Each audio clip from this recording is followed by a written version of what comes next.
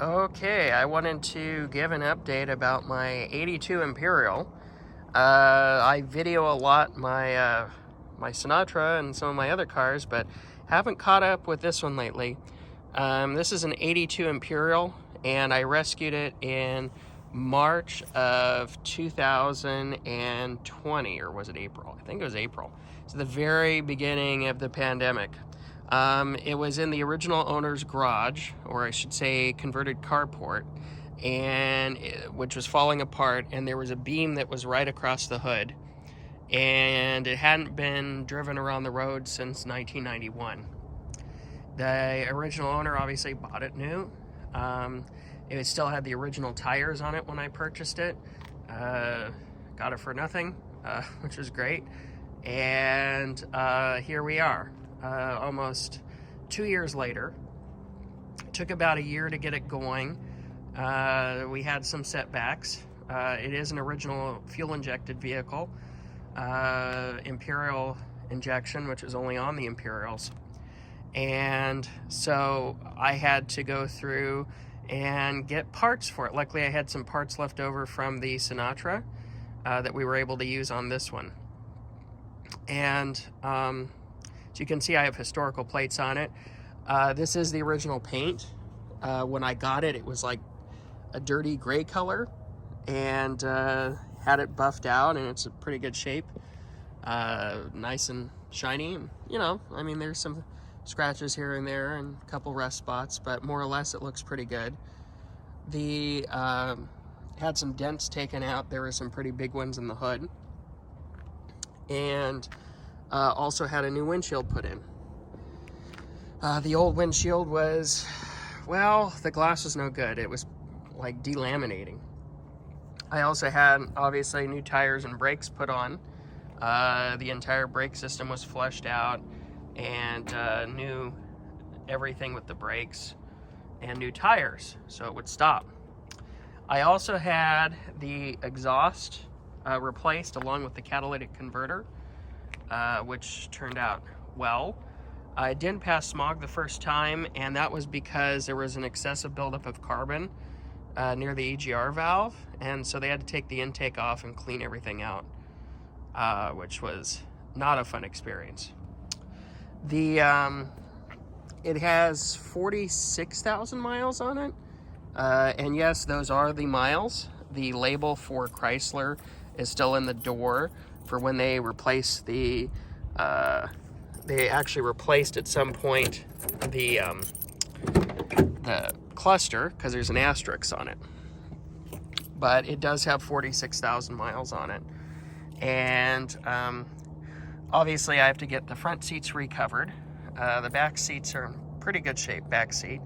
And I have to get a headliner and the visors done as far as the interior. But the carpeting and dash and everything are in very, very nice condition. All the digital stuff works. The only thing I did was just take off and by the way, it flickers because of the rate of the camera, so it doesn't flicker in real person. I did replace the radio with an 8-track from an Imperial.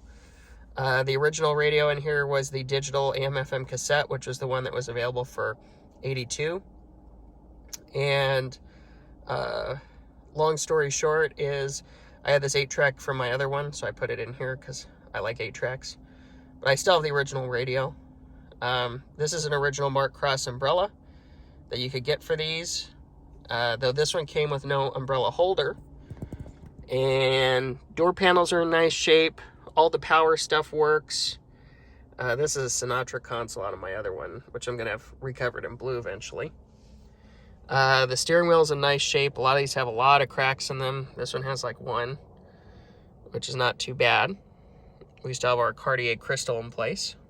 A little bit of dust here. 4K video. AC and heat work now. Again, and all the little buttons. I replaced the line of buttons because they were not working, unfortunately.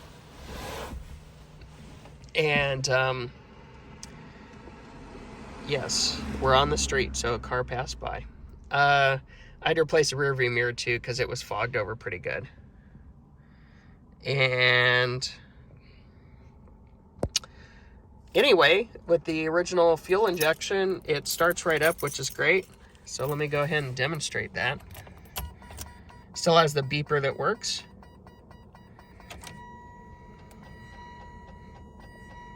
And there it goes, priming.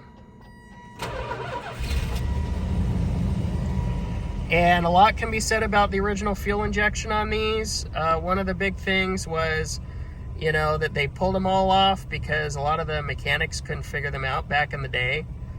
And yeah, needless to say, we were able to easily figure the system out. It's pretty easy. There's 2 pumps, one near the tank and then one on the intake. And you can look up a diagram of what they call the hydraulic plate on any of the Imperial sites. But all the buttons and the doodads work now in the car, which is great. So it says 4 miles because I haven't started driving yet. It recalculates everything. It recalculates MPG, trip MPG. It has quite a lot of features for a car of this era, which is pretty cool. And like I said, the original AC works and the heat works, which is great. We had to fix the wipers. They have this plastic bushing thing that goes bad. And we also had to replace the motor too with one out of an Imperial because the Repro ones that are available don't work on here for some reason. But as you can hear, it runs pretty quiet. So we'll take a listen to the engine and the car running. And I put some crystals on here that I had. They're not the Cartier ones, but I went ahead and put those on here just the same.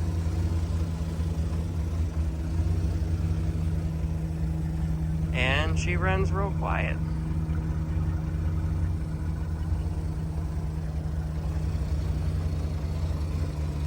And we'll go ahead and pause and take a look at the engine. Okay, so we're going to go ahead and look at the engine compartment on the 82 Imperial. And here we go. So I had to reach down and pull the release.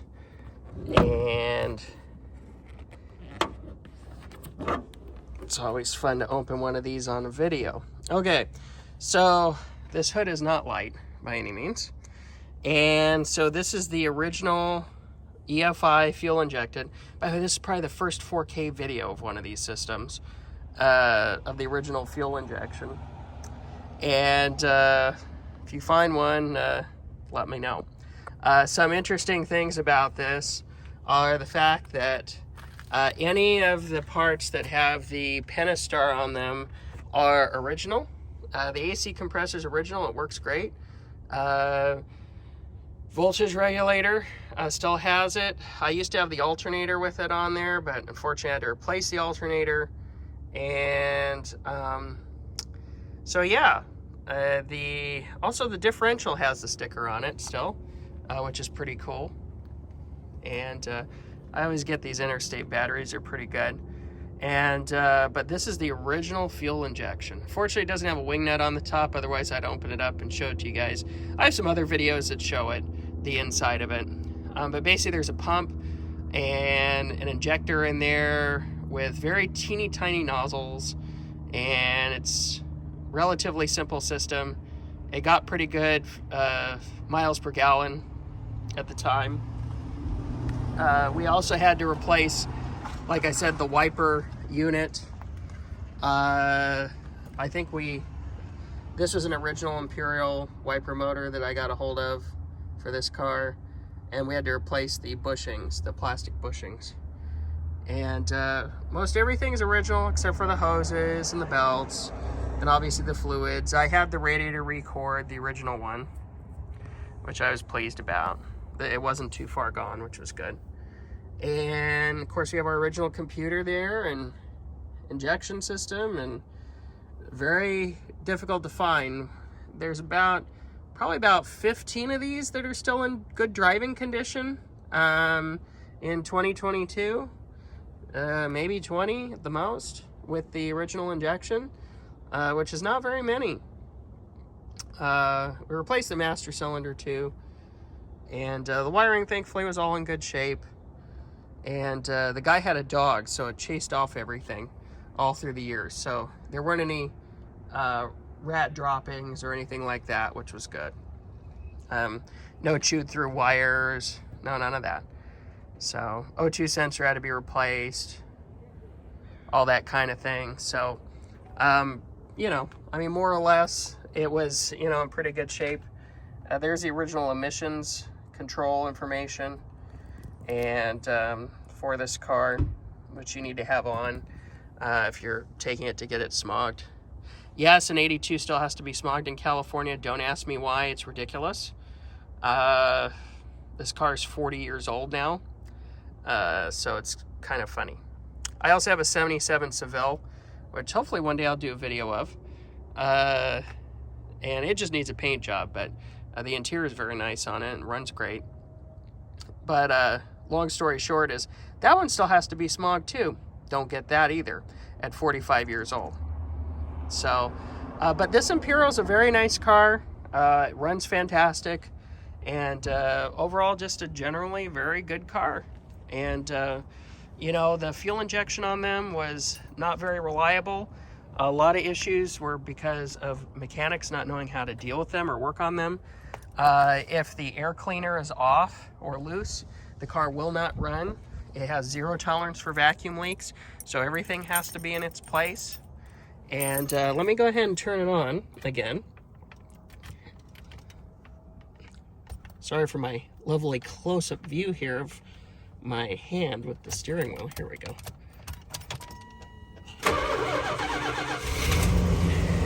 But I wanted to go ahead and get a video of it running too. Because I know earlier in the car you couldn't really hear it running.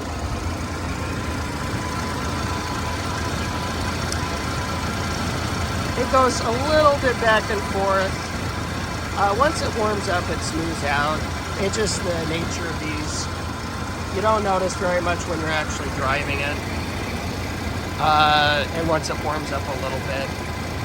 I know with the fuel injection, you shouldn't have to worry about it warming up, but the computers on these are very primitive. And so it takes a minute for it to adjust. It's about a 60, 65 out here today. So, but it smooths out. It has full power, which is nice. And like I said, the AC works. So, more or less very nice. Not bad for a car that had to be saved from certain doom. Its future was probably going to be in a scrapyard. Unfortunately, I think the gentleman who had it passed away.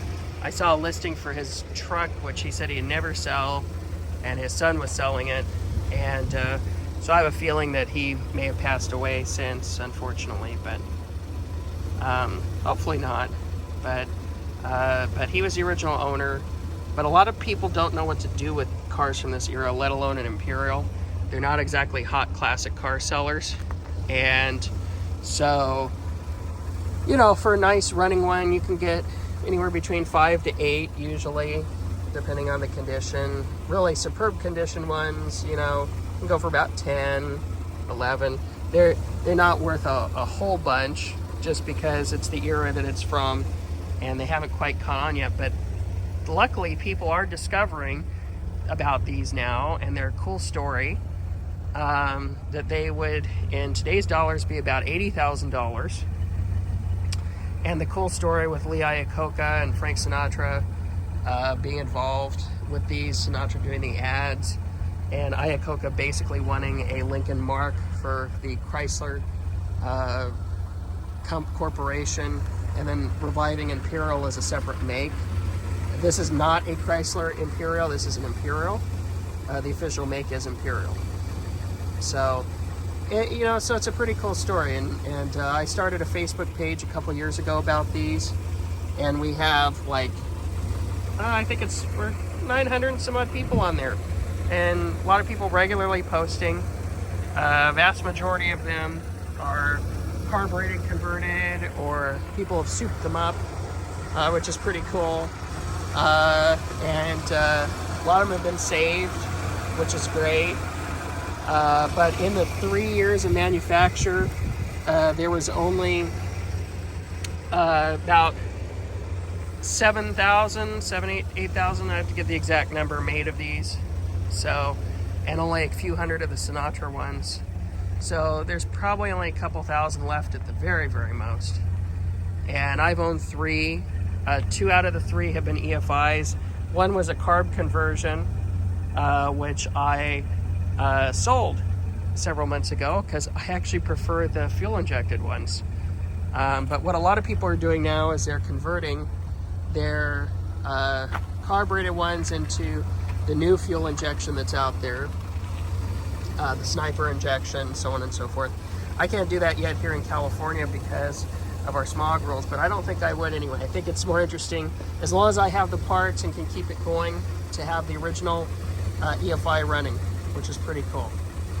So that's basically the Imperial, and I'm happy I saved it, and it's a great car. And just a few minor things. I'm going to get that front clip painted and get these seats recovered and a new headliner and the visors done. But basically, it's in pretty good shape, and I use it every so often to have fun driving around with. And it's just a great car to have, and wonderful, wonderful car for the era, and with a cool story. And I love this blue and white interior. I think it's just great. Reminds me of like boats, so, and ships, and the color scheme there, kind of almost like I think it was the Bill Blass Mark V. They had a blue and white color scheme. Probably someone in the comments will correct me on that. So, but I think it was the Bill Blass. So, anyway, that is the 82 Imperial update for January 2022, and now this car is 40 years old, which is incredible. And here it is, and I'll bet better than a long time it's been, especially with it running so well and driving. So have a wonderful day, and we'll see you guys in one of my future videos.